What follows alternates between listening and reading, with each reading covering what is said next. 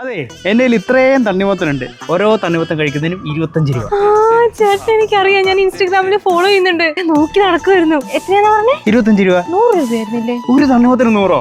കച്ചവടത്തിന് നേരും നിറയൊക്കെ വേണ്ട മേഡം. 25 രൂപ മതി. എന്തായാലും കുഴപ്പമില്ല, ചലഞ്ച് അക്സെപ്റ്റ്. നല്ല ഫ്രഷ് തണ്ണിമത്തനാണേ.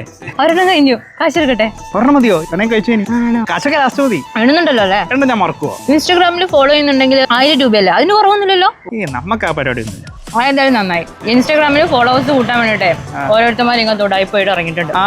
അത് മറ്റേ ജംഗ്ഷനിലെ അബ്ദുമായിരിക്കും. ഞാനങ്ങനത്തെ പരിപാടി ചെയ്യാറില്ല. കഴിക്കാവാ? കഴിച്ചു. മൊത്തം കഴിച്ചല്ലോ. അപ്പൊ 10 എണ്ണം. അപ്പൊ 10 × 25 250. 250 തന്നേക്ക്.